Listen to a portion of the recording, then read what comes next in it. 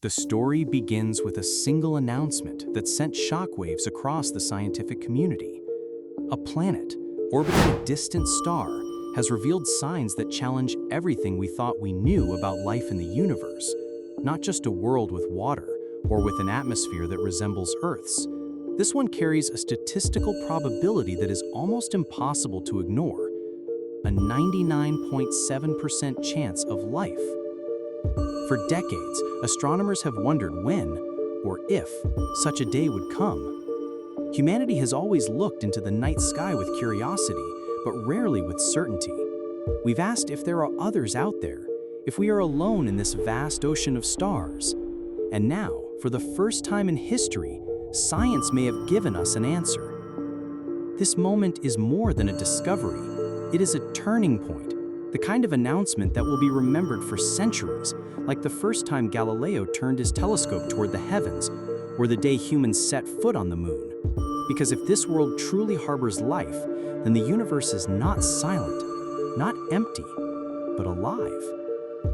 The James Webb Space Telescope, humanity's greatest eye in the sky, is the machine responsible for this revelation. A golden giant parked nearly 1.5 million kilometers from Earth, beyond the reach of repair, designed for one purpose: to show us what has never been seen before.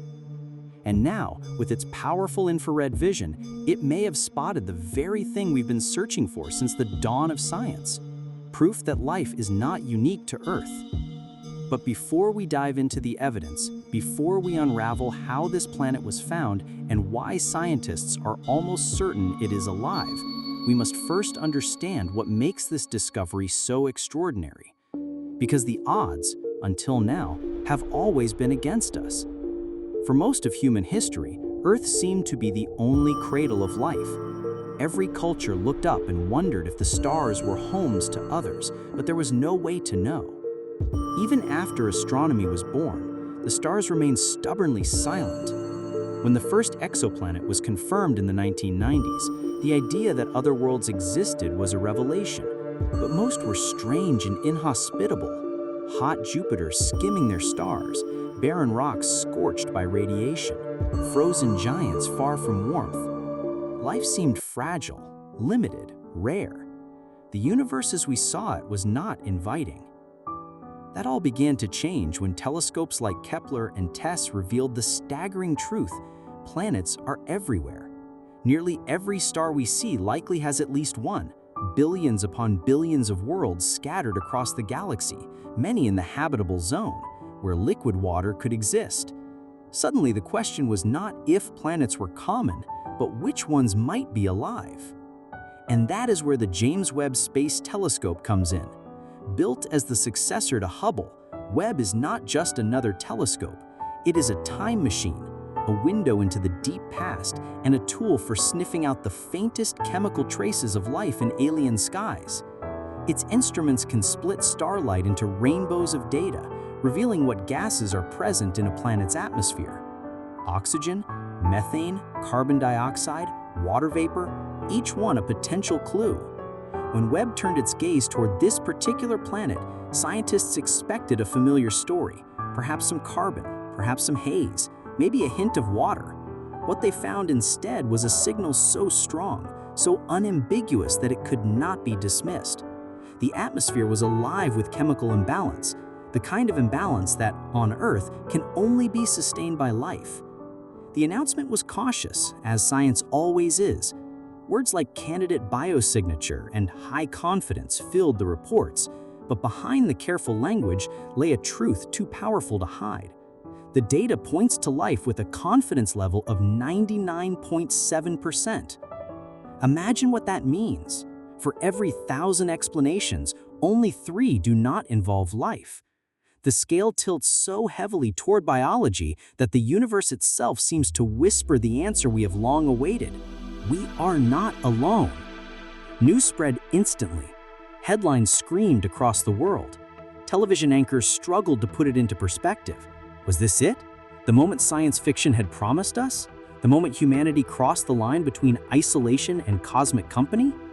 For many, it felt like standing on the edge of history. the same way people must have felt when they first heard about Copernicus's theory that Earth was not the center of the universe, or when Darwin revealed that humanity is part of evolution, not apart from it. Discoveries that shift not just science, but identity. Scientists were flooded with questions. What kind of life could it be? Bacteria? Plants? Something more? Could we ever contact it, visit it, learn from it? The public's imagination ignited, while researchers worked carefully to verify, test, and confirm. The world held its breath. And yet, beneath the excitement was something else. A sense of awe mixed with humility, because in a single moment, humanity's place in the universe had changed. The night sky no longer looked the same. Each star was no longer just a point of light, but a potential home, a potential cradle of life. Even religions, philosophies, and worldviews began to grapple with the implications. If life exists elsewhere, what does that mean for our uniqueness, for our sense of purpose, for the story we've told ourselves about being alone in the cosmos? For some, the discovery was exhilarating, for others, unsettling, but for all, it was impossible to ignore. This is the power of discovery. It does not just change what we know, it changes who we are. And this discovery, a planet with a 99.7% chance of life, may be the most profound in all of history. But the story is not finished, because this was not just about one planet. It was about everything that led to this moment, the technology that made it possible, the centuries of science that paved the way, and the deeper questions that now demand answers. What is life? How common is it? And what does it mean if we are no longer unique? The James Webb Space Telescope is more than a machine. It is the culmination of decades of human effort, ambition, and patience. Without it, this discovery would still be hidden in the starlight, waiting for someone to look deeply enough. And so to understand the weight of this announcement, we must go back to the creation of Webb itself, the telescope that became our time machine, the golden eye that turned the impossible into the undeniable. Because before we can grasp the enormity of this planet, we must first understand the tool that revealed it. This is not just the story of a discovery. It is the story of the James Webb Space Telescope, of humanity's search for life, and of the moment we may have finally found it. The search has always been about more than science. It has been about longing, about connection, about answering the oldest question of all. Are we alone? And for the first time in history, the answer may be no. Before we can understand how the discovery of a planet with a 99.7% chance of life became possible, we must first understand the machine that made it so. The James Webb Space Telescope is not just a scientific instrument, it is a triumph of human ingenuity, a golden time machine that allows us to look deeper into the universe than ever before. Its story began long before it launched. Decades of planning, designing, and building went into its creation. Thousands of engineers, scientists, and visionaries from around the world worked together, overcoming setbacks, delays, and almost unimaginable challenges. At times, Webb seemed cursed, its budget soaring, its launch date slipping further into the future. Some even doubted it would ever fly. But perseverance, determination, and a refusal to let go of the dream carried it through. On December 25, 2021, a rocket lifted from the coast of South America carrying Webb into the heavens. Humanity had given itself a Christmas gift unlike any other, the most powerful space telescope ever built. Unlike the Hubble Space Telescope, which orbits close to Earth, Webb was sent far away, 1.5 million kilometers into space, to a place called the Second Lagrange Point, or L2. Here, the gravity of Earth and the Sun balance in such a way that Webb can orbit in stability, always keeping its instruments in the darkness of space. From this vantage point, free from Earth's interference, Webb has an unobstructed view of the universe. But Webb's brilliance is not just in where it orbits, but in how it sees. Unlike Hubble, which primarily observed in visible and ultraviolet light, Webb is an infrared telescope. It sees heat, the faint glow of objects invisible to our eyes. This is crucial because light from the earliest galaxies has been stretched or redshifted by the expansion of the universe until it lies in the infrared spectrum. To see the first stars, the first galaxies, the echoes of the dawn of time, we needed Webb. And so it was built with a mirror unlike any before, 6.5 meters across, composed of 18 hexagonal segments, plated in gold. Each segment can be adjusted with microscopic precision, working together as one vast golden eye. Its shun shield is the size of a tennis court, made of 5 razor-thin layers designed to block heat from the sun, earth, and moon. The shield keeps Webb's instruments colder than -230 degrees Celsius, cold enough to detect the faintest warmth of distant worlds. It is not just a telescope, it is a time machine. Every time Webb collects light, it is collecting history, photons that have traveled across space for billions of years before finally striking its detectors. Looking through Webb is looking into the past itself. But Webb was not built only to look backward toward the first galaxies. It was also built to look closely at planets orbiting other stars, exoplanets. And here, Webb's instruments became our first chance to truly study alien worlds in detail. By observing a star as a planet passes in front of it, Webb can analyze the starlight that filters through the planet's atmosphere. That light carries fingerprints, absorption lines that reveal what gases are present: oxygen, methane, water vapor, carbon dioxide. Each one a potential clue, a signpost pointing to life. It was for this purpose, among others, that Webb was built, to be not just a window to the cosmos, but a detective of worlds, to scan alien skies for signs of chemistry that should not be there, to answer the question that has haunted us for millennia: are we alone? And so when Webb first opened its golden eye, scientists were both nervous and hopeful. Would it work? Would it deliver? The first images silenced all doubt. Star fields glittered like jewels. Galaxies stretched across space in breathtaking detail. Nebulae glowed like cosmic paintings. The universe in Webb's vision was more alive and beautiful than anyone had imagined. Yet the telescope's most profound achievement was still to come.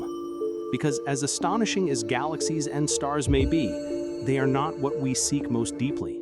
We seek life. And it was Webb's instruments, tuned with exquisite precision, that finally found it. This is the paradox of the telescope. Built to study the vastness of time and the immensity of space, it may have solved the most personal of questions. A question not about galaxies or black holes, but about us, about our place in the cosmic story. The James Webb Space Telescope is humanity's most ambitious mirror, not just reflecting light from the stars, but reflecting back to us the image of who we are. A species that dares to ask the deepest questions and builds machines powerful enough to answer them. And with Webb's discovery, the search has shifted. We no longer ask only if planets exist, but if they are alive. No longer if we are alone, but how many neighbors we may have. This is what makes the telescope more than a tool. It is a bridge, carrying us across the gulf of ignorance into the realm of knowledge. It is a time machine, but it is also a life detector. And it has given us the most extraordinary gift of all, evidence that life does not belong to Earth alone. The golden mirror at L2 has become humanity's eye, and through that eye, the universe has spoken. The discovery of a living world 99.7% certain is not just a data point. It is the culmination of everything Webb was built to do. And yet the story is only beginning. Because to understand the planet, we must understand the search that led to it, the long history of exoplanet hunting, the methods we used before Webb, and how this discovery reshapes everything we thought we knew. And so our journey continues to the story of how humans first began looking for other worlds and how those searches prepared us for the moment when Webb revealed the most extraordinary one of all. Long before the James Webb Space Telescope ever opened its golden eye, the search for alien worlds had already begun. The dream of other planets circling distant suns is not new. For centuries, philosophers, astronomers, and poets have speculated that the stars might be suns themselves, each with their own retinue of worlds. But until recently, this was only imagination. For most of human history, planets beyond our solar system were invisible. The sky offered no proof. The stars were distant points of light, unchanging, unmoving. The idea of other Earths was a hope without evidence. That all changed in the 1990s. After generations of searching, astronomers finally confirmed the first exoplanet orbiting a sun-like star. It was called 51 Pegasi b. The discovery was shocking because this world was nothing like Earth. It was a hot Jupiter, a massive gas giant orbiting perilously close to its star, its year lasting only 4 days. Nothing like the quiet orbits of our own planets. And yet, this strange world opened the floodgates. If one existed, there must be others. Astronomers began to look harder, developing new techniques, building new instruments, and refining their methods. Slowly, the galaxy began to reveal its secrets. Two main strategies emerged in the early years. The first was the radial velocity method, watching stars for tiny wobbles as unseen planets tugged on them with gravity.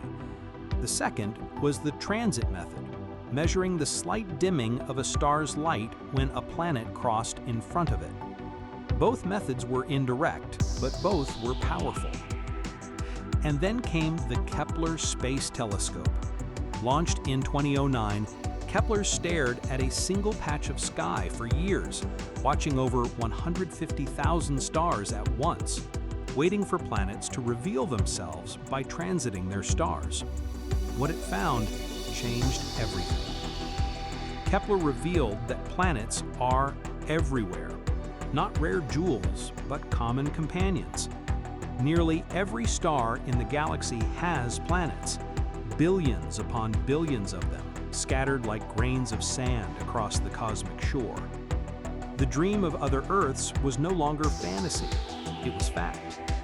But Kepler also brought a sobering realization. Most of the planets it found were not like Earth. Many were too large, too close to their stars, or too far away.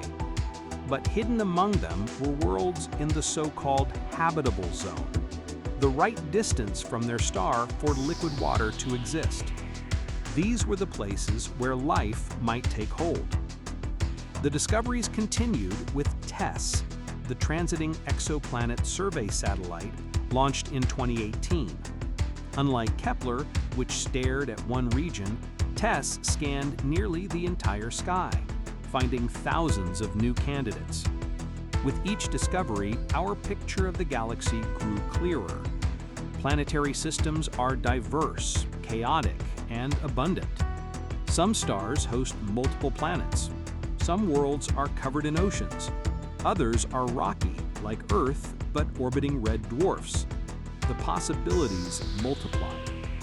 And yet, despite the thousands of exoplanets cataloged, one thing remained elusive: proof of life. Kepler and TESS could find the worlds, but they could not study their atmospheres in detail. They could not sniff the air of alien skies. They could only point the way. That was the gap James Webb was built to fill.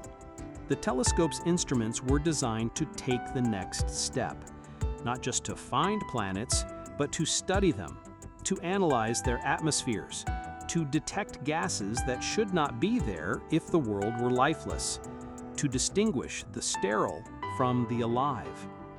And so, the story of Webb's great discovery cannot be told without this foundation. The long decades of searching, the telescopes that came before, the methods refined over time.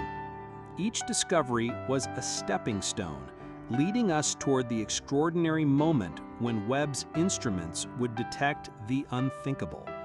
an atmosphere that all but screamed with life. This is how science works. Step by step, one question leads to another. Each telescope builds upon the last, each discovery opening new doors. The discovery of exoplanets was once science fiction. Now it is routine. And the discovery of life, once a dream, has become a scientific probability. But the hunt for exoplanets has done more than expand our catalog of worlds. It has reshaped our understanding of what planets can be. We used to think our solar system was typical. It is not. Many planetary systems are wilder, stranger, and more diverse than we imagined. Super-Earths, mini Neptunes, worlds with double suns, planets with orbits so tight they complete a year in mere hours. The universe is endlessly inventive. And now, in this cosmic menagerie, we have found a world that may harbor life. A planet not just unusual, but alive. A planet that forces us to ask, if life exists there, how many more are out there waiting to be found? The hunt for exoplanets was never just about science. It was about preparing us for this moment. The moment when the search would no longer be hypothetical. The moment when telescopes would not just find worlds, but detect life upon them. That moment, thanks to Webb, has now arrived. But to understand the significance of the discovery, we must look closer at the planet itself. What kind of world is it? What makes its signals so convincing? And why are scientists so confident, 99.7% confident, that it is alive? The answers lie not just in the planet's orbit or its size, but in the chemistry of its atmosphere.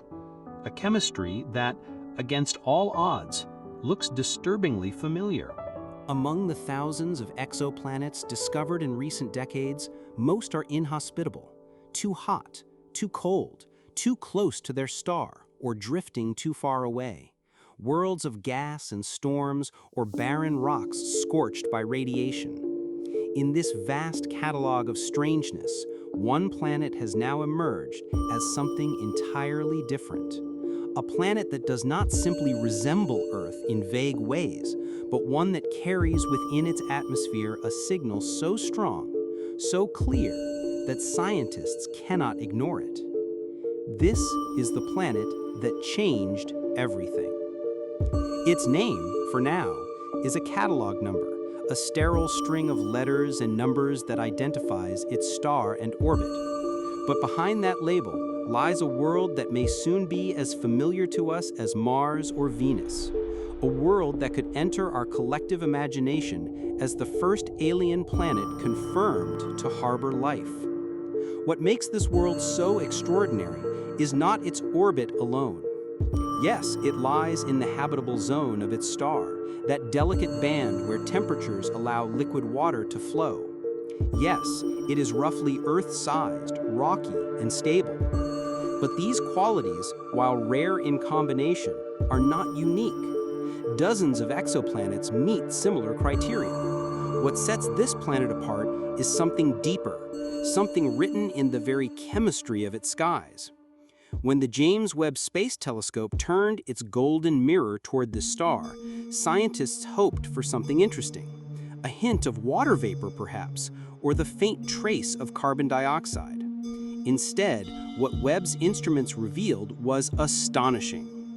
The starlight, filtered through the planet's atmosphere during its transit, carried fingerprints, absorption lines etched by gases swirling high above its surface, and those fingerprints told a story.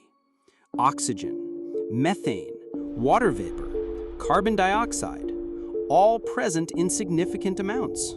On their own, none of these gases would prove life, but together they tell a different tale, because these gases, in such abundance and balance, should not coexist naturally.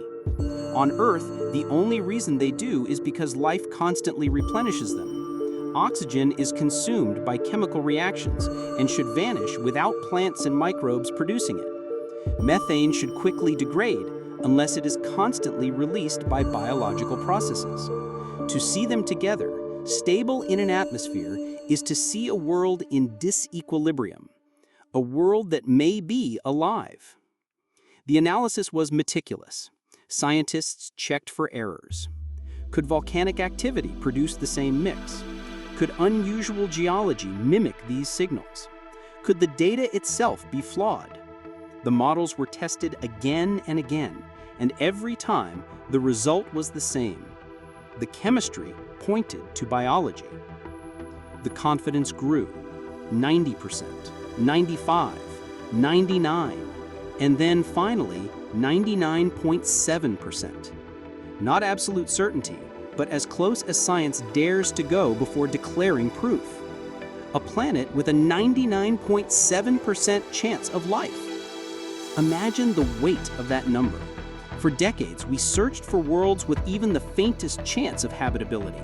Now, a telescope orbiting far beyond Earth has delivered something far greater.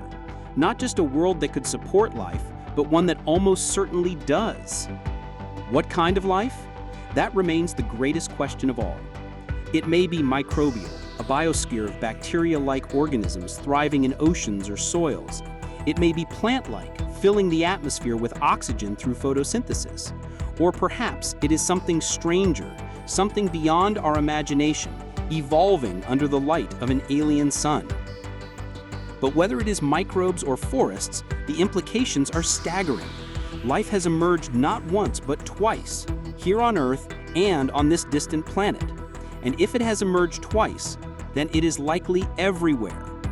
The galaxy may be alive. The universe may be teeming with biology.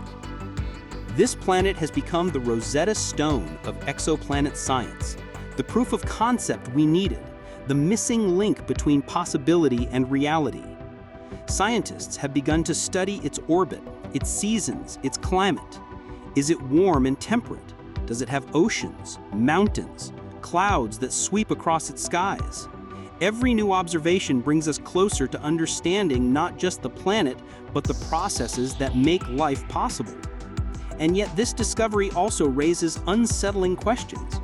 If life is there, is it primitive or advanced? Is it a young biosphere only now beginning to flourish, or an ancient one, billions of years old? If life thrives there, does intelligence follow? Could there be civilizations hidden beneath those clouds, unaware that across the void, another intelligence has just discovered them? For now, the evidence points only to biology, not technology. But history reminds us that every great discovery opens new questions. First, we found exoplanets, then habitable ones, now a living one. What comes next? The announcement of this planet has forced humanity to see itself differently. For the first time, Earth is no longer the only known cradle of life. We are no longer unique. Our world is part of a larger story, the story of life in the cosmos. This discovery has been called the most important scientific finding of our age. Not the detection of a distant galaxy or the photograph of a black hole, but the realization that life is not confined to a single pale blue dot. This planet, unnamed and distant, has changed everything. It has changed how we see the night sky. It has changed how we define ourselves. And it has changed what questions we must now ask. Because if life exists there, then it must exist elsewhere too. Perhaps nearby, perhaps far away, perhaps abundant, perhaps rare, but not unique, not alone.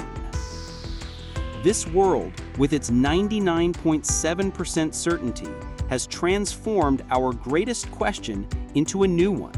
The question is no longer, does life exist beyond Earth? The question now is, how much of the universe is alive? And so we turn to the next stage of the story, the search for signatures of life itself, the clues that prove biology is not just a possibility, but a presence.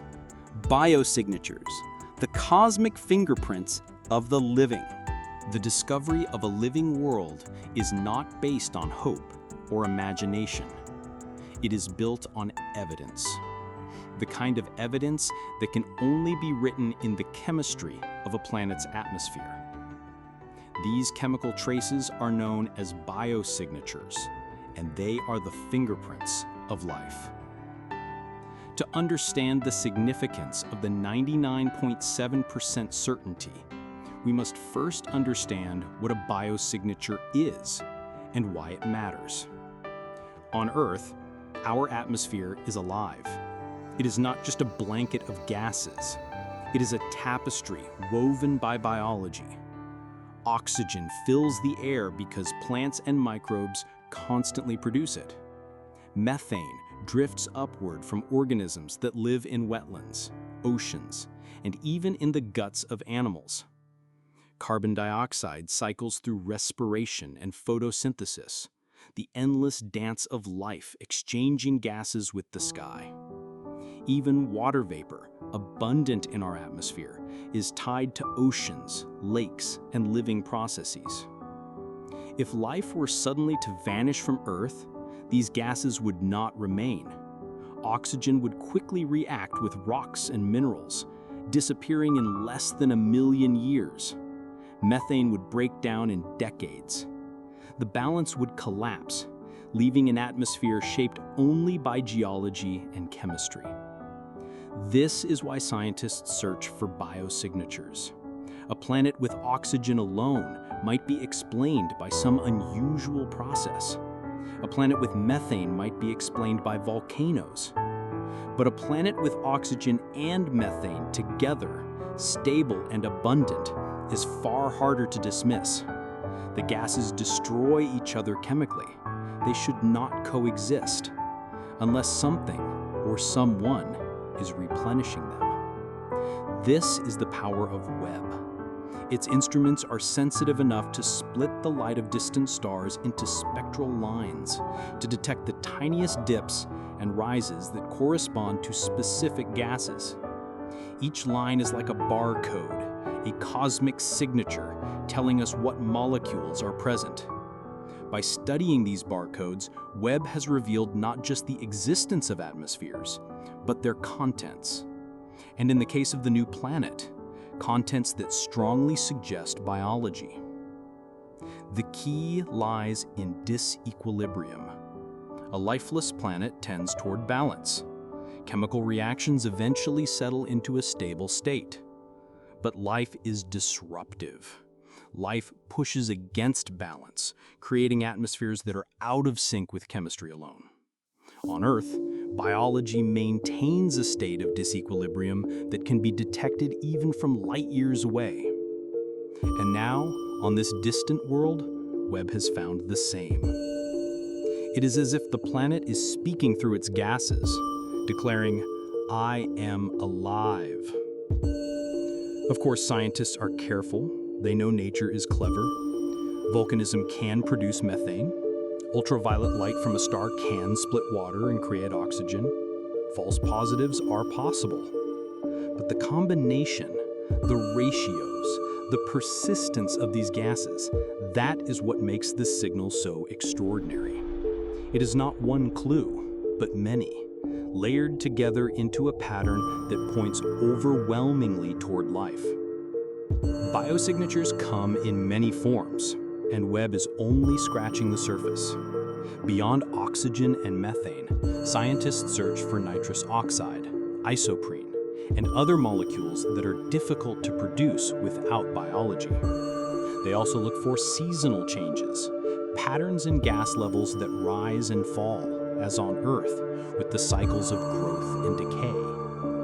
Even clouds can be a biosignature.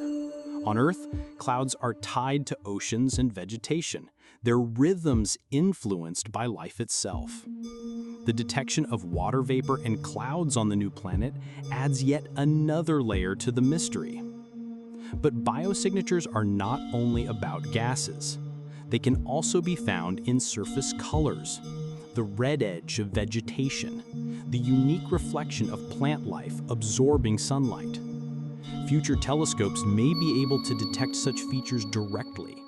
imaging alien continents covered in forests, deserts, or oceans. For now, Webb's triumph is in the invisible. Light filtered through air, transformed into data, revealing a planet that refuses to look dead. The implications are immense, because if Webb can detect biosignatures on this one world, it can do so on others. The search is no longer about finding a single living planet, but about surveying many, about comparing biospheres, studying their differences, and learning how common life truly is. It is a shift from speculation to science, from asking, is there life out there, to measuring how much, what kind, and where. This is why the discovery has shaken the world. It is not just about one planet, but about the method itself. Webb has proven it can detect life, or at least the gases life produces. That means the age of planetary biology has begun. And yet this discovery opens a new mystery, because while the chemistry points to life, it does not tell us what kind. Is it microbial mats spreading across rocks? Vast oceans filled with single-celled organisms? Primitive plants painting the land green? Or something stranger, something beyond human categories? The gases do not reveal the shape of life, only its presence. And so we are left with questions. If life is there, what does it look like? How did it begin? And how advanced has it become? For now, the answers remain hidden. But biosignatures are the first whisper, the first undeniable clue that the cosmos is alive. And if the whispers are true, then the next question becomes inevitable. Could this planet be more than just alive? Could it host not only biology, but intelligence? Before we dare to ask that, we must first explore another possibility. Because the biosignatures suggest more than just air and gases. They suggest oceans, vast alien oceans that may cover this world, shaping its climate, nurturing its life, and perhaps even sheltering civilizations beneath their waves. The next chapter in this story belongs to water, the lifeblood of biology, and the element that binds Earth to this newfound world.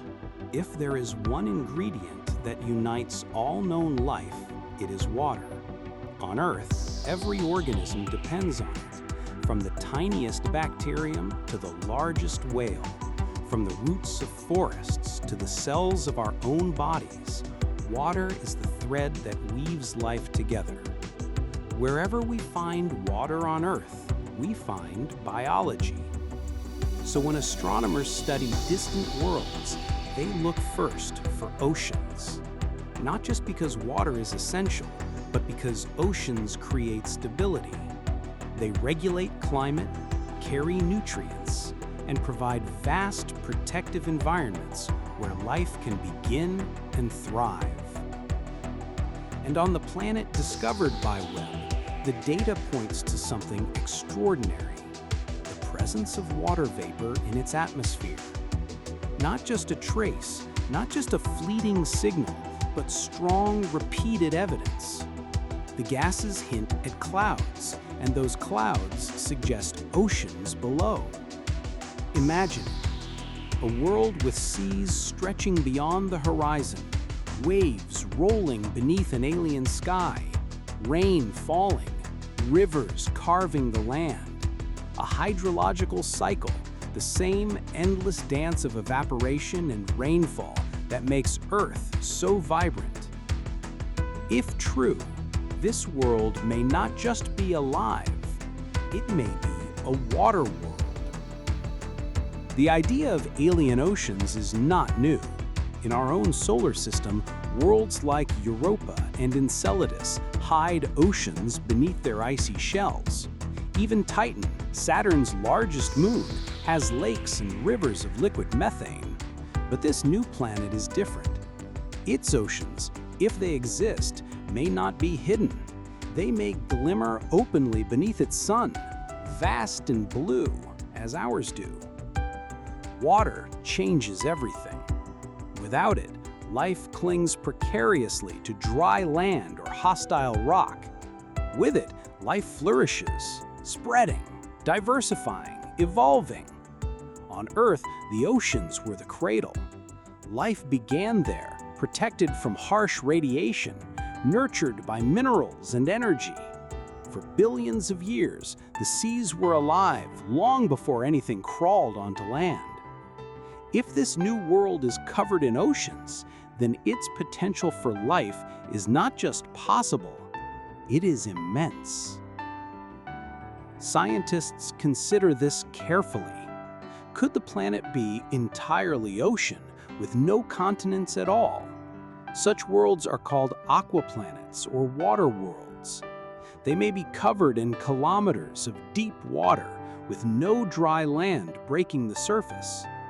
Life there would be confined to the sea, but that does not mean it would be simple. Vast oceans could host ecosystems as rich and complex as Earth's, with alien equivalents of plankton, fish, coral, and perhaps even creatures we cannot imagine. Or perhaps the planet has both oceans and continents, land for plants to grow, seas for life to flourish, a balance much like Earth's. The presence of both would allow carbon cycles, climates, and biospheres to interact, making the world even more stable. The data is not yet precise enough to tell us the exact geography.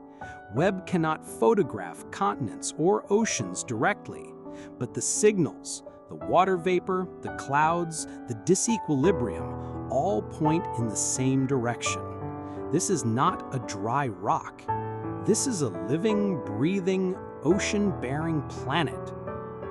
And with oceans come storms, clouds swirling across the sky, rain falling in cycles, lightning flashing in alien tempests. On Earth, weather drives the rhythm of life. On this world, too, weather may shape its biosphere, its climate, and perhaps even its civilizations. But oceans also hold mysteries. They can be both cradle and grave. They nurture life, but they can also hide it.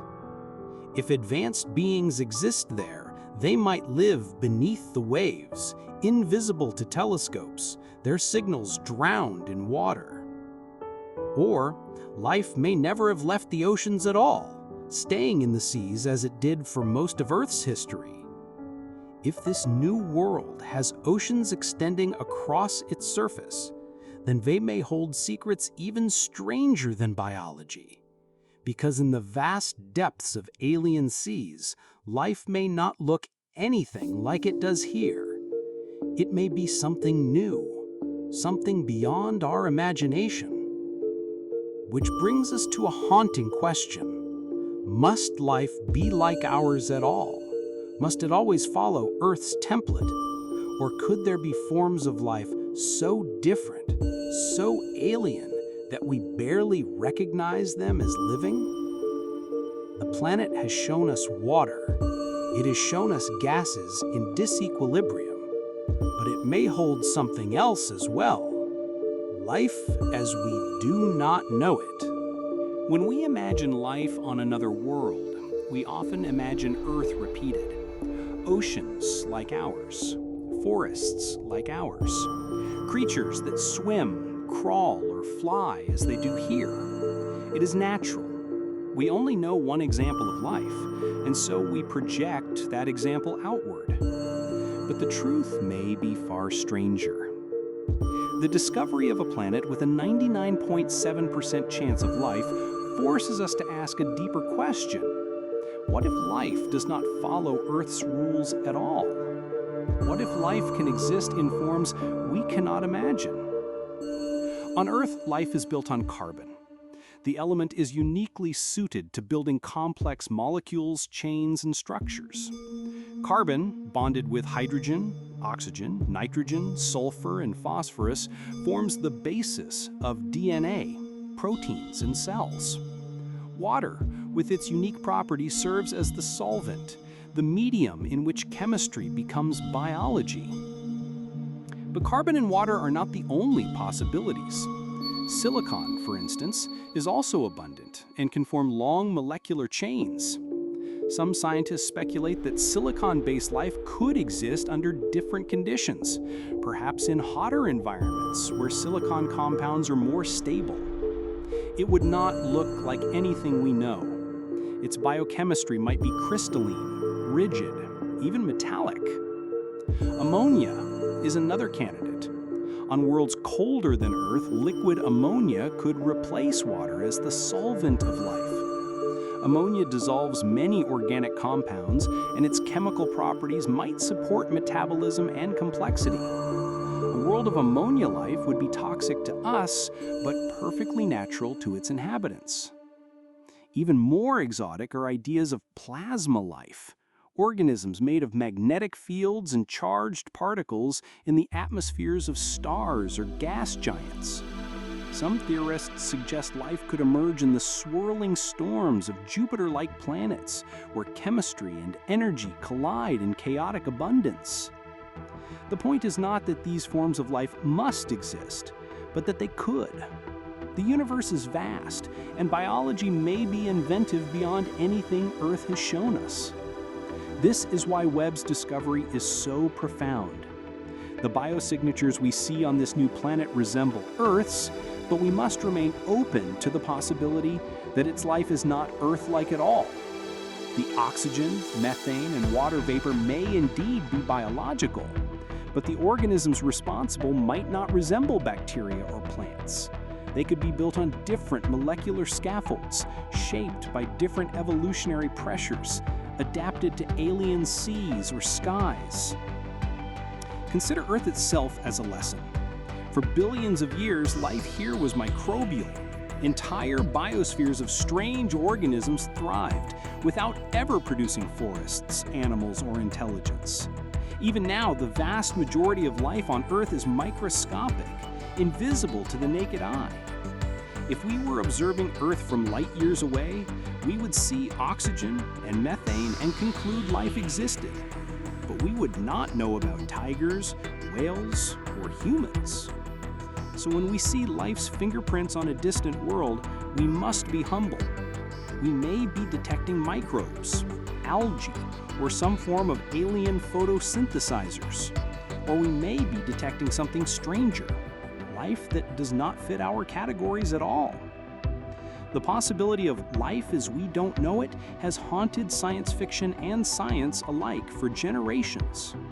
Arthur C. Clarke once wrote that not only is the universe stranger than we imagine, it is stranger than we can imagine. And biology may be the ultimate proof of that truth. If the universe is teeming with life, then much of it may not be carbon and water life like ours. It may be radically different, unrecognizable at first glance, yet still alive. Webb's discovery may be only the beginning, a hint that biology wears many masks. And this leads us to a paradox. If life can exist in so many forms, if it is common and diverse, then why have we not seen it before? Why has the universe remained so silent? This is the great puzzle known as the Fermi paradox, the contradiction between the high probability of life and the lack of evidence for it. And now, with a planet that seems alive before us, the paradox returns with sharper force than ever. If life exists there, and likely elsewhere, then where is everybody? The discovery of a planet with a 99.7% chance of life should have answered one of humanity's oldest questions: are we alone? And yet, instead of ending the debate, it has opened a greater mystery. Because if life exists there, and perhaps on countless other worlds, then where is everyone? Why is the universe so silent? Why do we see no signs of civilizations among the stars? This question is not new. It was first asked in 1950 by physicist Enrico Fermi. during a casual lunchtime conversation. Looking up at the sky, he asked the question that now bears his name: where is everybody? At first, it seems simple. The Milky Way is vast, containing hundreds of billions of stars. If even a small fraction of those stars have planets, and if even a small fraction of those planets host life, then civilizations should emerge. And if civilizations emerge, they should spread. Over millions of years, a technological species could colonize the entire galaxy. Even at sublight speeds, the stars are not beyond reach. By that logic, the galaxy should be filled with evidence of civilizations. Cities, machines, signals, spacecraft, perhaps even megastructures harnessing the power of stars. And yet, we see none of it. The night sky remains quiet, indifferent, untouched. This contradiction between the high probability of life and the absence of evidence is the Fermi paradox. And with Webb's discovery, the paradox grows sharper, because now we know life almost certainly exists elsewhere, but still, no voices call from the dark. There are many possible answers. Perhaps civilizations are rare, even if life is common. Maybe microbes are abundant, but intelligence almost never arises. Evolution may take billions of years, and chance may favor simplicity. If so, the galaxy could be alive, but silent, filled with oceans and forests, but devoid of minds. Another possibility is that civilizations destroy themselves. Technology may be both gift and curse, allowing species to rise, but also to fall. Nuclear war, environmental collapse, runaway artificial intelligence. Perhaps intelligence carries within it the seeds of its own extinction. If so, we may be one of the rare survivors, standing on a knife's edge in the cosmic story. Or perhaps civilizations choose silence. They may hide deliberately, wary of others, fearing predators among the stars. In this view, the galaxy is not empty, but cautious, filled with watchers who remain unseen. A cosmic wilderness where survival depends on secrecy. Some propose that we are simply too early. The universe is young compared to its lifespan. Civilizations may be coming, but not yet. In 1 trillion years, the galaxy may be filled with voices, but for now, we may be among the first to emerge. And then, there is the most unsettling possibility, that we are not listening in the right way. We expect alien civilizations to resemble us, to use radio waves, to build machines, to leave signatures we would recognize. But what if they do not? What if their technology is beyond our comprehension, or their communication takes forms invisible to us? What if they are here, all around us, but we lack the senses to perceive them? The Fermi paradox has never had a definitive answer, but Webb's discovery has forced us to confront it anew. If life exists on this distant planet, then the silence of the cosmos becomes even more profound. We cannot dismiss the paradox by saying life is rare. Life is there. So why do we not see it elsewhere? Perhaps the answer lies in patience. Webb has shown us one world alive. Future telescopes may show us many more. We may be standing at the threshold, the moment before the silence breaks. Or perhaps the silence is the answer itself, a warning written across the stars, that intelligence is fragile, that civilizations flicker and fade, unable to bridge the gulf between worlds. Either way, the paradox has returned with greater force than ever, and humanity must now wrestle with it even as we marvel at the discovery before us. Because this is the heart of the paradox. We are no longer asking if life exists, we are asking why, in a universe that seems alive, we feel so alone. And to explore that question, we must turn to Earth itself. Our own planet holds clues in its history, its evolution, and its civilizations that may explain why the universe is both alive and silent. The next chapter of this story belongs not to distant planets, but to our own, to Earth as a case study in life, evolution, and the fragile rise of intelligence. To understand why the universe might be filled with life, yet remains silent, we need look no further than our own planet.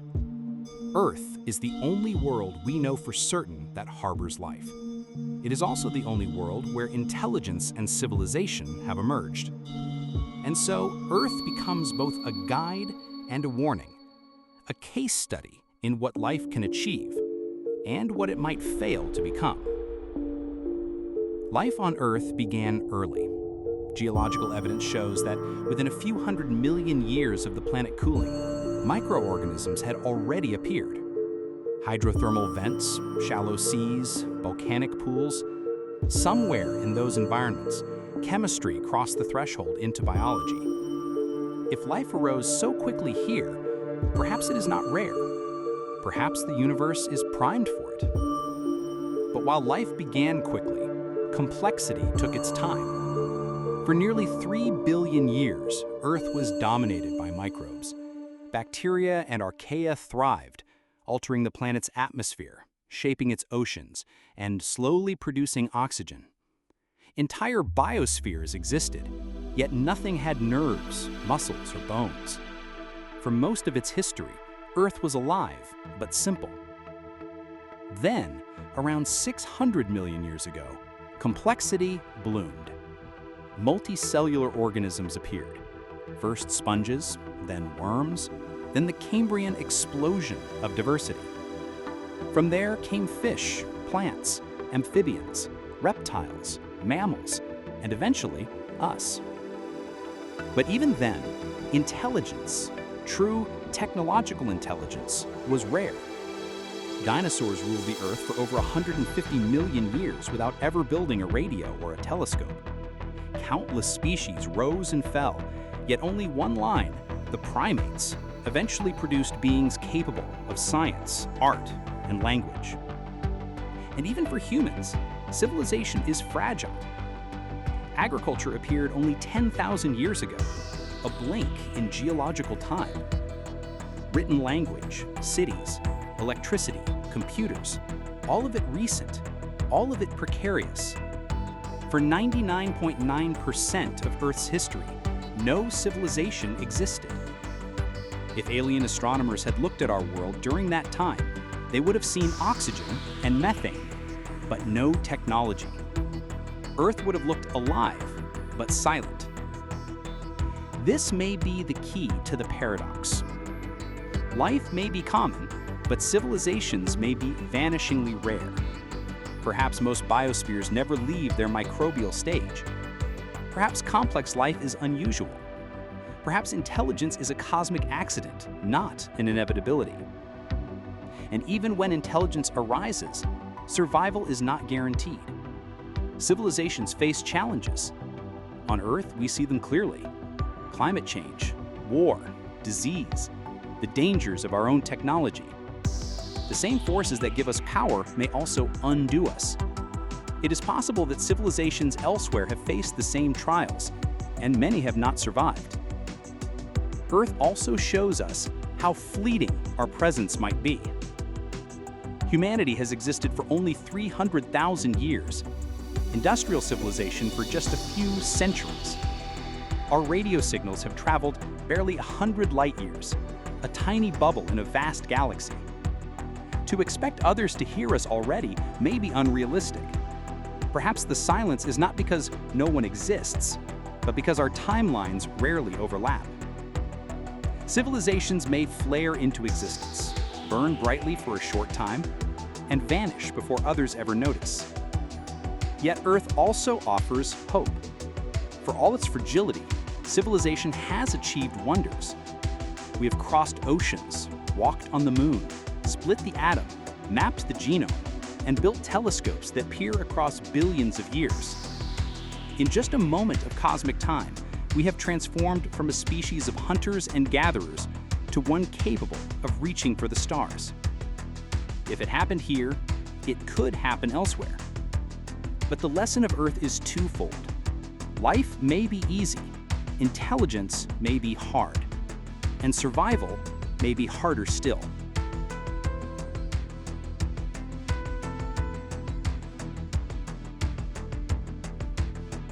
This is why Webb's discovery is so important. By finding life elsewhere, we can test these ideas. If we find many living planets, but no signs of civilizations, then perhaps Earth is rare in producing intelligence. If we find both life and technology, then perhaps the galaxy is alive with minds. Earth's history reminds us that life is resilient, persistent, and creative. But it also reminds us that civilization is fragile. The paradox of life in the universe may not be that it is absent, but that it is fleeting.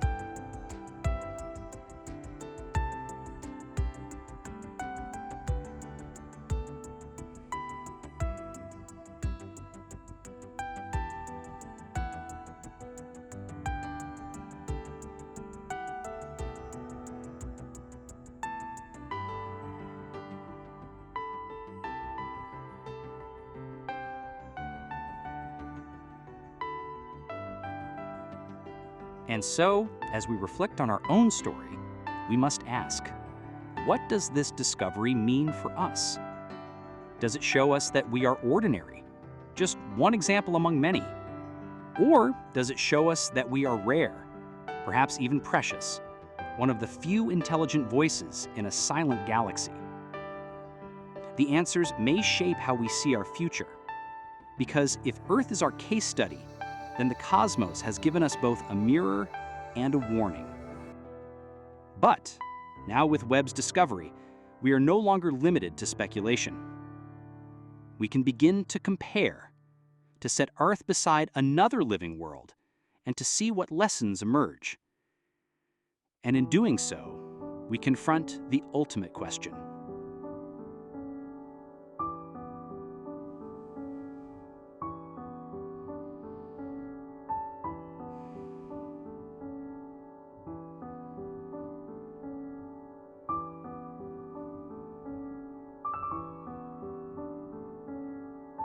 The discovery of a planet with a 99.7% chance of life is not just a scientific revelation, it is a cultural, philosophical, and even spiritual turning point. Because when we realize we are not alone, the meaning of everything shifts. For thousands of years, humanity has looked up at the night sky and wondered. Every civilization, from the Sumerians to the Maya, from the Greeks to the Chinese, has woven stories into the stars. Some saw gods and spirits, others saw destiny and fate. But in every case, the heavens were a canvas upon which we projected ourselves. Now, that canvas has spoken back. The stars are no longer just symbols. They are homes. Some of them, perhaps many of them, cradle life beneath their light. What does this mean for us? For science, it is both vindication and challenge. Astronomers, biologists, and philosophers have long argued that life must be common. Now, we have proof. But proof brings responsibility. It is no longer enough to speculate. We must now measure, compare, and understand. Biology has become a cosmic science. Evolution, once studied only on Earth, must now be understood as a universal process. For philosophy, the discovery forces us to confront our place in the universe. We have long considered ourselves unique, the center of meaning, the pinnacle of creation. Now, we must accept that Earth is just one among many. Life is not Earth's property. It belongs to the cosmos. For religion, the implications are profound. Many faiths have spoken of creation, of humanity's special role, of a universe made for us. The discovery of life elsewhere does not erase those beliefs, but it challenges them to grow. If life exists on other worlds, then creation is larger, more abundant, more mysterious than we ever imagined. For some, this will be a crisis. For others, a revelation. For culture, the impact will ripple through art, literature, and imagination. We will begin to dream not just of alien landscapes, but of alien neighbors. Stories will no longer be pure fiction. They will be inspired by evidence. Children will grow up knowing that life is not confined to Earth. They will see themselves not as citizens of one planet, but as members of a living galaxy. For politics and society, the discovery raises new questions. Who speaks for Earth if we one day make contact? How do we treat the knowledge that life is elsewhere? Does it unite us as a species, or divide us further? Some will see opportunity, new worlds to explore, new sciences to master. Others will see danger, competition, threat, the unknown. Humanity's response may shape our future as much as the discovery itself, but perhaps the greatest implication is existential. For centuries we have asked, why are we here? What is our purpose? The discovery of life elsewhere does not answer these questions, but it reframes them. We are no longer a solitary experiment. We are part of a vast, unfolding story. Life is not an accident of Earth. It is a property of the universe. This changes how we see ourselves. We are not the only singers in the cosmic choir. We are one voice among many. And that knowledge brings humility, but also wonder. It also brings responsibility. Because if life is common, intelligence may still be rare. We may be one of the few species capable of reflection, capable of choice. That makes our survival matter more, not less. Our role in the universe may not be to dominate, but to preserve, to learn, to explore, and to ensure that the spark of consciousness continues. The cosmic implications stretch even further. If life exists elsewhere, then so does death. Planets may flourish for a time, then fall silent. Civilizations may rise, then collapse. The universe is not a stage built for us. It is a living system, dynamic and indifferent. The discovery reminds us that we are fragile and that meaning must be made, not given. And yet, in that fragility lies beauty. For the first time, we can look at the stars and say with confidence, we are not alone. Somewhere, light years away, life stirs under an alien sun. Perhaps microbes in the ocean, perhaps forests on the land, perhaps something we cannot yet imagine. The implications are endless, but they all point to the same truth. Humanity has entered a new chapter. The age of wondering if life exists is over. The age of discovering how much life exists has begun. And so, the discovery is not the end of a question, it is the beginning of many more. Questions that stretch across science, philosophy, and the human spirit. Questions that will define the centuries ahead. Because the realization that life exists elsewhere does not make us smaller. It makes the universe larger. And within that vastness, our journey has only just begun. The discovery of a planet with a 99.7% chance of life is not the end of the story. It is the beginning. Because now that we know it is there, the question becomes, what do we do next? For centuries, exploration has defined humanity. We have crossed mountains, oceans, and deserts, driven always by curiosity, fear, and ambition. Each horizon revealed new mysteries, new dangers, new opportunities.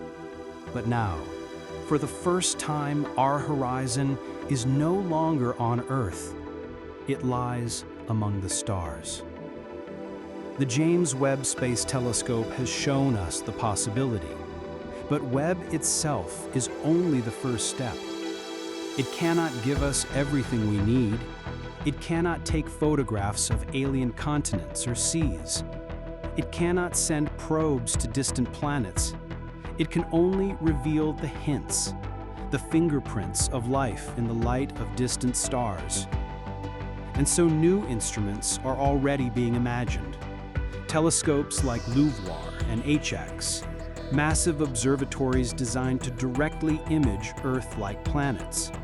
They would block out the blinding glare of stars, capturing pictures of alien worlds, resolving oceans, continents, even seasonal changes. These telescopes could study dozens of living planets at once, comparing biospheres across the galaxy. Beyond telescopes, there are missions still more ambitious. Concepts for probes that might one day travel to other stars. Breakthrough Starshot, a proposed fleet of tiny laser-propelled spacecraft that could reach the nearest star system in a human lifetime. These ideas remain speculative, but they are no longer fantasy. The discovery of life elsewhere makes them urgent. Because once we know we are not alone, waiting is no longer enough. We will want to go, to see, to touch, to understand. The challenges are immense. The distances between stars are staggering.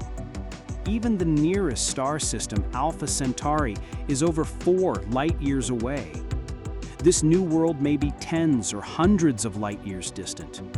At current speeds, it would take tens of thousands of years to reach. To cross such gulfs, we will need new physics, new energy, perhaps even new ways of thinking about travel itself. Generation ships, warp drives, wormholes. Ideas that today sound impossible, but tomorrow may become necessity. Yet exploration is not only about going there. It is also about communication. Could we send a message across the void? Radio waves travel at the speed of light. If we beam a signal toward this planet, it will arrive in decades or centuries depending on its distance. The reply, if one ever comes, will take just as long. But even a slow conversation stretched across generations would change everything. Of course, we do not yet know if anyone is listening. The life detected by Webb may be microbial, not technological, but the possibility will drive us to search. We will tune our radio telescopes, scan for signals, look for the faint glimmer of technosignatures, artificial lights, orbital satellites, even pollution in alien atmospheres. Because if intelligence exists there, then communication is not only possible, but inevitable. The discovery has already changed the priorities of science. Funding, missions, and projects are being reoriented toward the study of exoplanets. Universities are creating programs in astrobiology. Space agencies are considering how to prepare for the possibility of first contact. What was once a speculative field is becoming the central frontier of science. But exploration is not only scientific, it is also human. Children alive today will grow up knowing that alien life is real. For them, the universe will not be a cold, empty expanse, but a living, breathing system. Their dreams of exploration will be different from ours. They will imagine not if we can travel to the stars, but when. And one day, perhaps centuries from now, ships may finally leave Earth with the explicit purpose of reaching a living world, to land on alien soil, to walk under alien skies, to meet life face to face. The path to that future begins now, with Webb, with the discovery of a single world that is almost certainly alive. From here, every step will build upon that foundation. Bigger telescopes, faster probes, bolder missions. The future of exploration is no longer about asking whether life exists. It is about learning how life exists, where it thrives, how it evolves, and perhaps how it thinks. For the first time in history, exploration is no longer about discovering new parts of Earth. It is about discovering new parts of the universe itself. And so this discovery is more than a scientific triumph. It is a call to action, a reminder that the human story is not confined to this planet, that our destiny, if we choose it, is written among the stars. The discovery of life is extraordinary, but the possibility of intelligence, that is transformative. So far, the evidence on this new planet points to biology, gases in disequilibrium, oceans in balance, a biosphere that seems alive. But hidden within that biosphere may be something more, a species capable of thought, of tools, of communication, a civilization. If that is true, then the discovery before us is not just scientific, it is historic. The first step toward what humanity has always imagined, first contact. But what would first contact look like? The simplest possibility is communication. If an intelligent species exists there, they may already be sending signals into space, radio waves, laser pulses, or some technology beyond our imagination. If so, our telescopes may soon detect them. A message, faint but clear, echoing across light years. The realization that someone is speaking and that we are not the only voice. Or perhaps they are silent. Perhaps they do not use technology as we do. Perhaps they have chosen not to broadcast, or do not even think in terms of messages and signals. In that case, first contact may not come from them, but from us, as we attempt to send greetings across the void. Simple messages of mathematics, chemistry, music, and hope, encoded in radio beams or laser light. A handshake offered across the gulf. But communication is only the beginning. True contact, physical, tangible, face-to-face, is far more distant. The planet lies many light years away. Even at the speed of light, a round-trip message could take centuries. A journey by spacecraft with today's technology would take millennia. If civilizations are separated by such gulfs, then contact may remain forever delayed. We may know they exist, but never meet them. And yet history reminds us that contact is never simple. On Earth, when cultures met across oceans, the consequences were profound.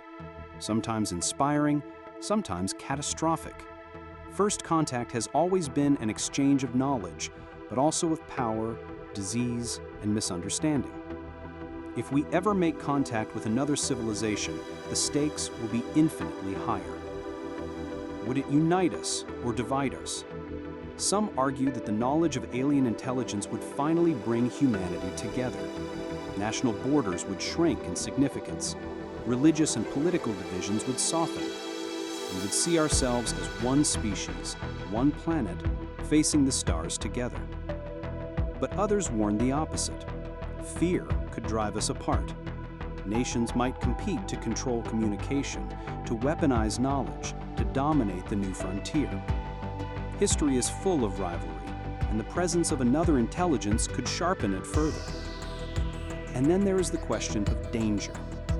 Would another civilization be peaceful, curious, like us? Or would it see us as competition, as prey, or as irrelevant? Science fiction is full of such fears: invasions, wars, domination. But the reality may be stranger. Civilizations far older than ours may see us as children, not rivals. They may watch silently, waiting for us to mature. Or they may ignore us entirely, as we ignore the ants beneath our feet. There is also the possibility of disappointment. Perhaps alien intelligence, if it exists, is not grand and futuristic, but limited and fragile, just as ours is. Perhaps they struggle with their own crises: war, climate, disease. First contact might not be an encounter with gods, but with equals, flawed and uncertain. Whatever the truth, the possibility of first contact forces us to ask new questions. How should we prepare? Who speaks for Earth? If we send a message, what should it say? Should we announce ourselves loudly or listen quietly, waiting to be found? Organizations like SETI have long debated these questions. Some advocate caution, fearing that announcing our presence could invite danger. Others argue that silence is pointless. Our planet already betrays us. The radio waves of our broadcasts, the glow of our cities, even the chemistry of our atmosphere, all of it reveals that Earth is alive and technological. We are already visible to anyone watching. The James Webb discovery intensifies the debate. For the first time, we are not sending messages into a void. We are sending them toward a real target, a world where life almost certainly exists and where intelligence might, just might, be waiting. The possibility is staggering. A conversation across light years. Two species exchanging ideas, histories, dreams. The greatest moment in human history, and perhaps theirs as well. And yet, contact may never come. The distances are immense. The timelines are long. Civilizations may flare and fade before their messages reach each other. We may know they exist, but never hear their voice. Even so, the possibility changes us, because the knowledge that someone might be out there, that the universe might be speaking back, alters how we see ourselves. We are no longer alone in principle. We are part of a dialogue, even if the other voice remains silent for now. First contact may not happen tomorrow. It may not happen for centuries. But the possibility born from this discovery will shape humanity forever. And as we look toward that possibility, another question arises. If the galaxy is alive, if civilizations exist, and if contact is possible, then what is our responsibility? Not just to seek, but to survive. Not just to listen, but to ensure that when the universe finally speaks, we are still here to answer. The discovery of life elsewhere fills us with hope, but it also brings with it a shadow, a theory known as the Great Filter.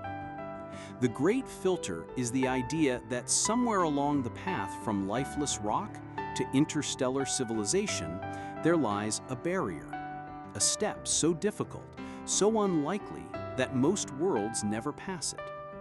It is the reason, perhaps, why the galaxy feels so silent despite being filled with stars and planets. To understand the Great Filter, imagine the journey of life. It begins with chemistry, simple molecules that must somehow assemble into the first living cell. That step alone may be rare. Or perhaps life emerges easily, but complexity does not. Microbes may dominate countless worlds, never giving rise to plants, animals, or intelligence. Even if intelligence arises, survival is not guaranteed. Civilizations may collapse under the weight of their own technology. Nuclear war, environmental ruin, artificial intelligence spiraling beyond control, the dangers are many and they may be universal. The Great Filter may not be behind us. It may lie ahead. If the Great Filter is real, then it explains the silence. Life may be common. Even intelligent life may appear now and then, but almost none of it survives long enough to explore the stars. Civilizations flare like sparks, then fade before they can spread. The galaxy remains dark, not because it is empty, but because the lights of intelligence burn out too quickly. Where does Earth stand in this story? That is the question that chills scientists and philosophers alike. Have we already passed the Great Filter, proving that survival is possible? Or are we approaching it, unaware of the trials to come? If life is rare, if Earth is one of the few planets to ever cross the threshold from chemistry to biology, then perhaps we are safe. The Great Filter is behind us. We are the survivors, the lucky ones, destined to carry life forward into the cosmos. But if life is common, if Webb's discovery is only the first of many, then the situation changes. If countless planets host biology, yet none reveal civilizations, then the filter must lie further ahead. That means intelligence may be common, but survival is not. It means most civilizations destroy themselves before they can reach the stars. And if that is true, then we stand at a dangerous crossroads. The challenges we face today, war, climate change, technology outpacing wisdom, may not be unique. They may be the very tests that countless other species have failed. The Great Filter Theory forces us to see ourselves with brutal honesty. We are not guaranteed survival. We are not guaranteed a future among the stars. Our fate depends on the choices we make now. But the discovery of life elsewhere also gives us hope, because it tells us that biology itself is not fragile. Life finds a way. If it has flourished on another planet, it can flourish again and again. The question is not whether life endures, but whether intelligence endures. Whether consciousness, curiosity, and civilization can survive the trials ahead. Perhaps the Great Filter is not a wall, but a challenge. A series of obstacles that can be overcome if wisdom matches technology, if cooperation outweighs conflict, if we learn from the mistakes of the past. If we succeed, then the silence of the stars may not mean doom. It may mean that we are rare, one of the first civilizations to survive, to endure, to reach beyond our cradle. In that case, our responsibility becomes enormous. We may be the first voice in a quiet galaxy, the pioneers who will one day make the stars sing. But if we fail, then Earth may become another silent world, another example of life that could not cross the filter, another planet where civilization rose briefly and was gone. The Great Filter is both warning and challenge. It tells us that survival is not automatic, that the future depends on our choices, that the discovery of life elsewhere is not just about them, it is about us. Because if we wish to meet other civilizations, we must first survive to see that day. And so the Great Filter does not just explain the silence, it gives us a mission to endure, to grow, to ensure that humanity does not become another whisper in the void, but instead the beginning of something greater. The James Webb discovery has done more than reveal a living world. It has changed how we must see ourselves. Because if life exists beyond Earth, then humanity's place in the cosmos is no longer defined by isolation. It is defined by connection. For most of history, we believed ourselves to be at the center. First, the center of creation. Then, the center of the solar system. Then, the center of the galaxy. Each step of science has humbled us, showing that Earth is not the focal point of the universe, but one small world among billions. And yet, with this discovery, we gain not only humility, but purpose. Our role is not simply to exist. Our role is to be caretakers of life, both ours and the universe's. Because if life exists beyond Earth, then humanity's place in the cosmos is no longer defined by isolation. It is defined by connection. For most of history, we believed ourselves to be at the center. First, the center of creation. Then, the center of the solar system. Then, the center of the galaxy. Each step of science has humbled us, showing that Earth is not the focal point of the universe, but one small world among billions. And yet, with this discovery, we gain not only humility, but purpose.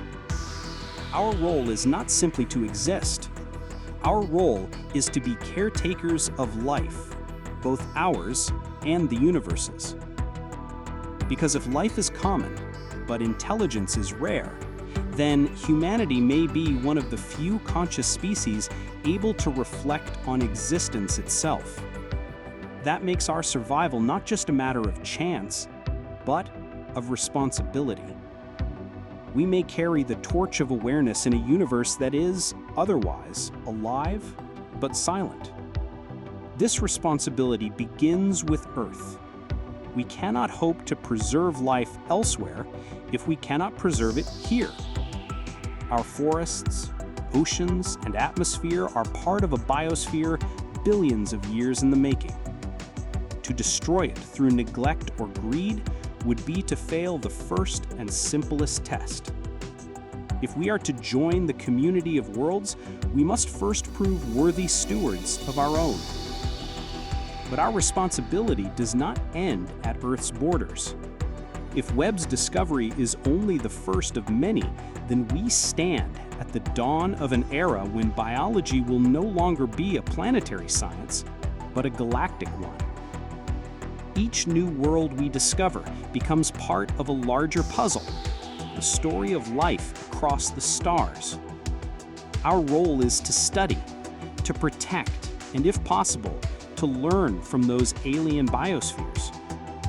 And if one day we find intelligence, our responsibility grows greater still. We must approach first contact not with conquest or fear, but with humility and curiosity. For another species, no matter how strange, would be kin, bound to us not by biology, but by the shared miracle of consciousness.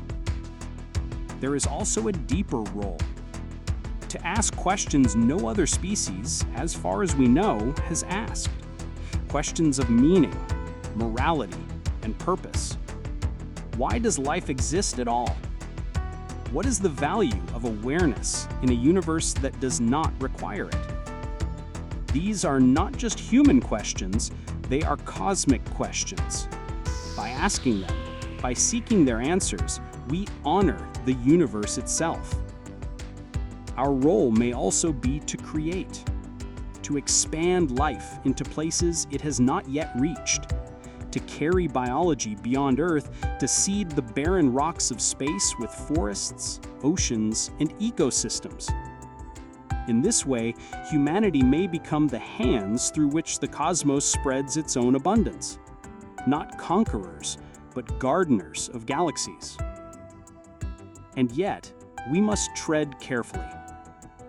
Our technology gives us power unlike anything life has wielded before.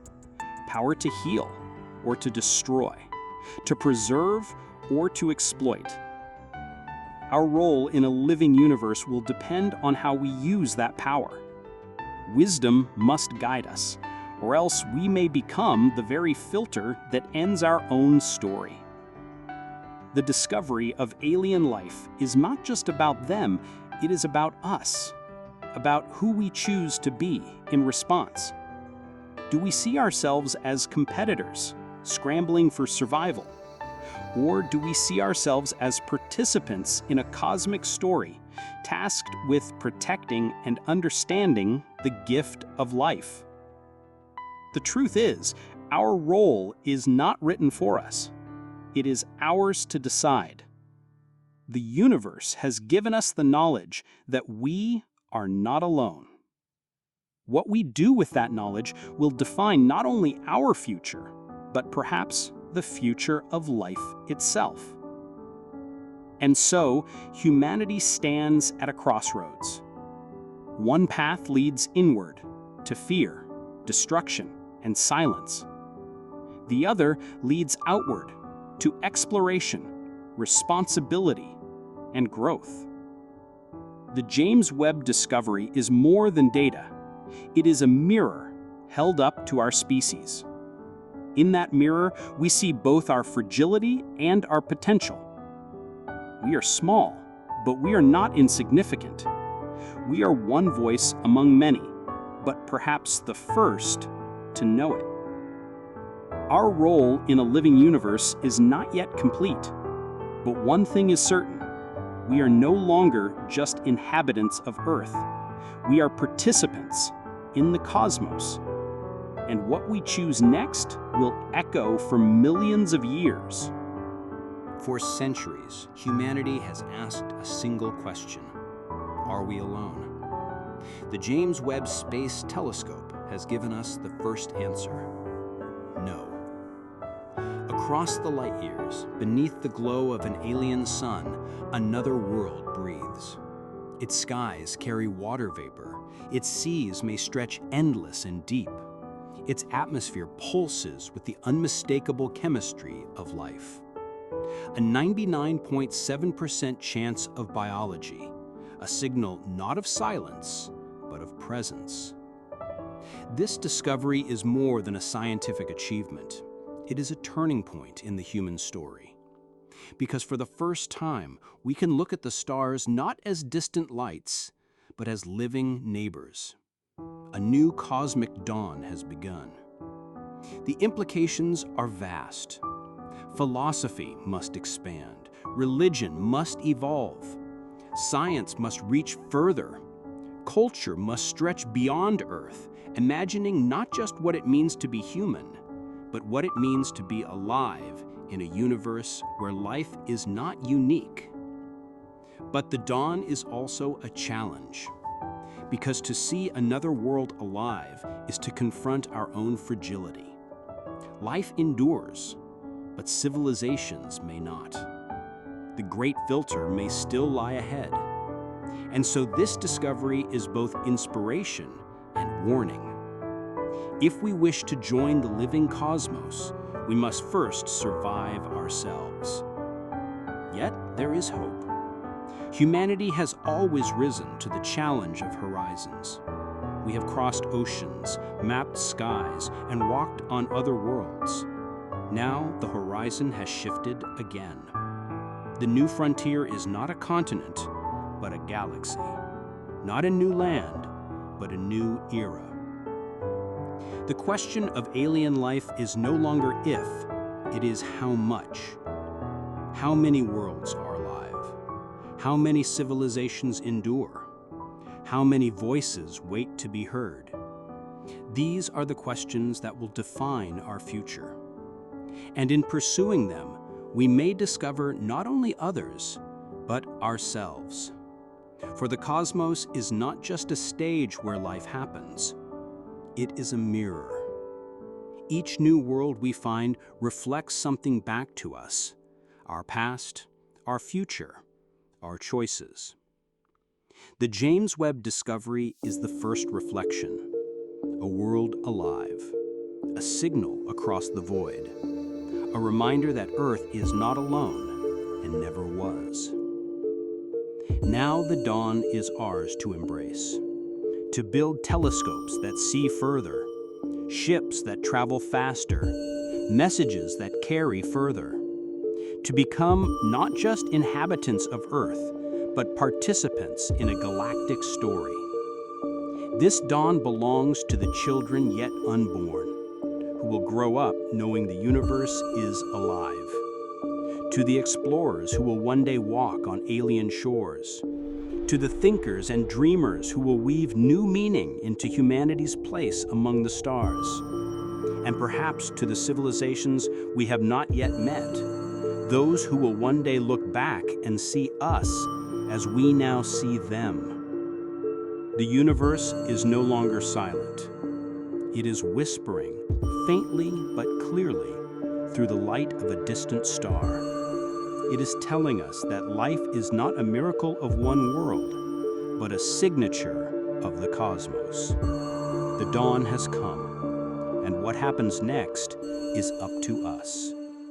Will we fade like countless sparks in the dark? Or will we rise, carrying the flame of consciousness into the vast ocean of stars? The universe waits, and for the first time, we know it is not empty. It is alive.